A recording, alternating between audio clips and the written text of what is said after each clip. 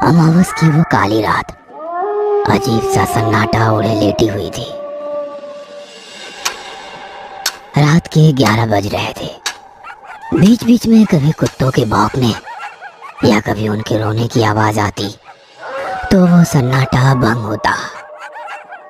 उस स्याह काली रात के अंधेरे में जब दुनिया नींद की आगोश में थी, तब शमशान में स्थित सबसे पुराने पीपल के पेड़ के नीचे कुछ हलचल हो रही थी। जिस शमशान में दिन में भी लोग आने से डरते हैं, उसी शमशान के पीपल पेड़ के नीचे 28-29 साल का एक नौजवान सूर्यकांत बहुत ध्यान से कुछ तैयारियों में जुटा हुआ था। उसके मोबाइल का टॉर्च जला हुआ था और उसने उसे एक पेड़ के नीचे एक पत्थर से टिका कर रखा था। टॉर्च की रोशनी में वह खुद एक झोले से कुछ सामग्री निकाल कर पेड़ के नीचे इकट्ठा कर रहा था। कुछ ही देर में वह अपने साथ लाए झोले का सारा सामान जमीन पर निकाल चुका था।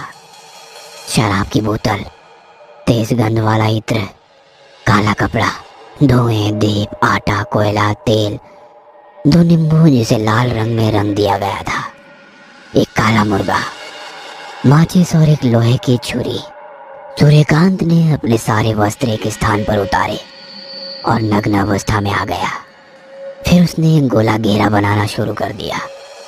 सबसे पहले उसने आटे का घेरा बनाया, उसके बाद कोयले का घेरा। तीनों घेरे तैयार होने के बाद वो उस घेरे के अंदर पालथी मारकर बैठ गया। कुत्तों के रोने की आवाज अब बंद हो गई थी। हालांकि बीच बीच में झिंगुर की आवाज आती। पेड़ पर कुछ जुगनू मंडरा रहे थे। ऐसा लग रहा था कि किसी ने पेड़ की डाली पर कोई बल्ब बांध दिया हो। लेकिन सूर्यकांत इन सब बातों से बेखबर पूरी तल्लीनता से वो कर रहा था जिसके लिए वो यहाँ आया था। सूर्यकांत बहुत सावधानी से अपने साथ लाए इत्रों को चारों दिशाओं में छिड़क रहा था। फिर बचे इन इत्रों को उसने अपने बदन पर मल लिया। उस समय थोड़ी हवा चलने लगी थी, इसलिए दीपक जलाने में उसे दिक्कत हो रही थी। लेकिन 3-4 बार की असफल कोशिश के बाद उसने माचिस से पहले दीपक को जलाया, फिर धूप को। उसका धुआं तुरंत ही वहां फैलने लगा। फिर उसने लोहे के चाकू को ध्यान से देखा। मन ही मन कुछ बुदबुदाया। कुछ पलों के बाद पंखों की फड़फड़ाहट की आवाज ने सन्नाटे को फिर से बंद किया और फिर से वहां छा गई वही खामोशी। वो भी अब बिल्कुल शांत हो गया था। उसकी आंखें बंद थी और वो साधना में लीन हो गया था।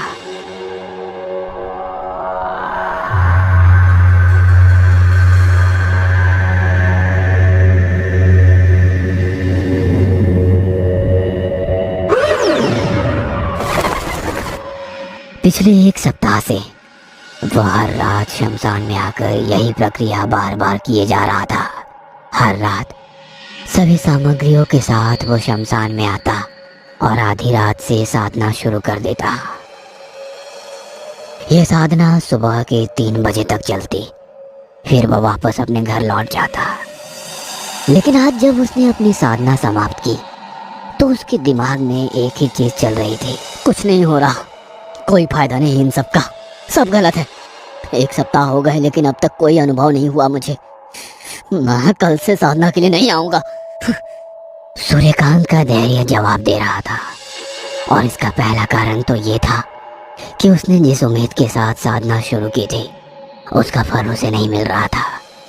और दूसरा कारण था पीपल के पेड़ पर भूत, प्रेत, पिशाच का भी वास होता है।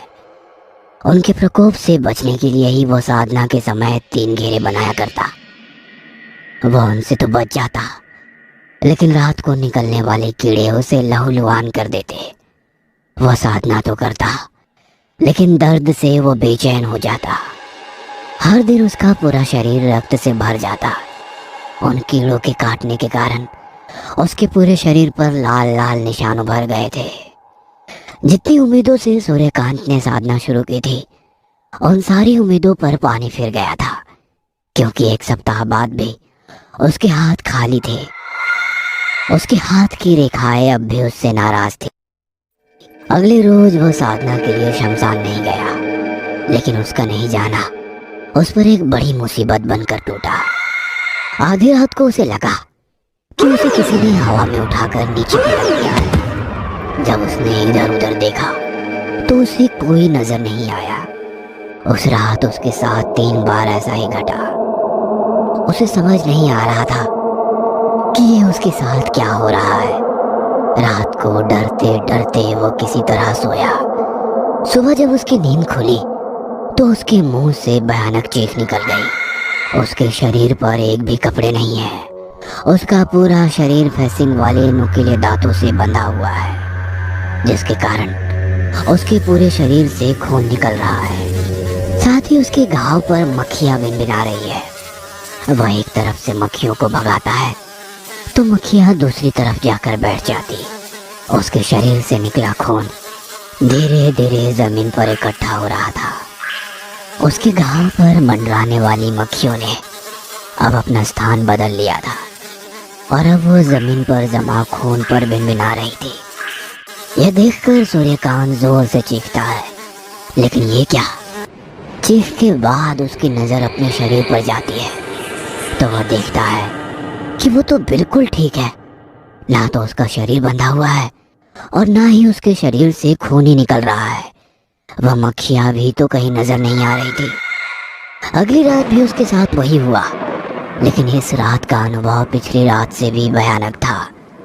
आधी रात के बाद उसे ऐसा लगा कि कोई स्त्री उसे लगातार घूरे जा रही है। उस स्त्री के मुंह से रक्त की बूंदें टपक रही है।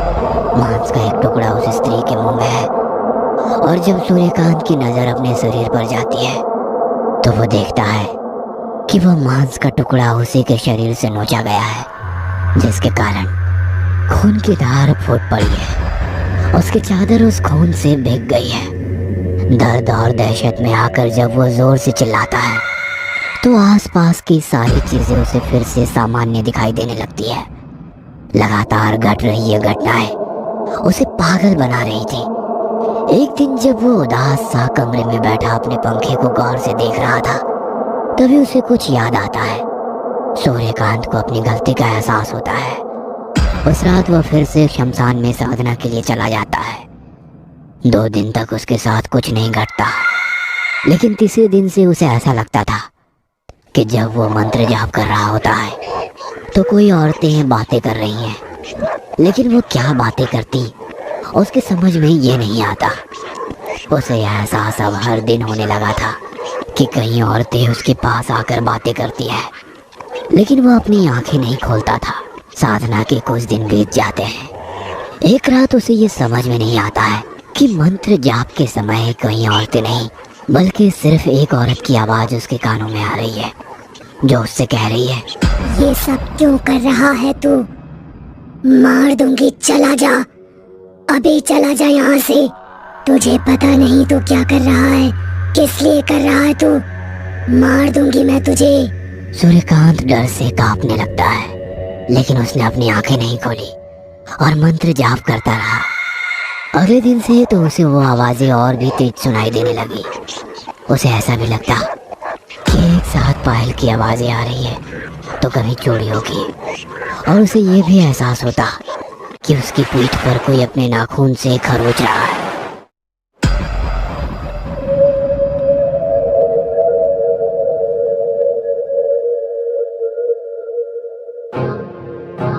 कुछ महीने बाद अपने बड़े से बंगले में बैठा सूर्यकांत शून्य में ताके जा रहा था। उसके हाथ में सिगरेट थी। बीच बीच में वो उसका एक एक कश लगाता, फिर वो कहीं खो जाता। सब कुछ तो पा लिया है मैंने, यही चाहिए था ना मुझे, लेकिन फिर भी ये अशांति कैसी है मेरे मन में? क्यों ऐसा लगता है कि जेबें भरी है लेकिन अब भी मैं बिल्कुल खाली हूँ? कुछ वैसा ही जैसे खालीपन कुछ महीने पहले था,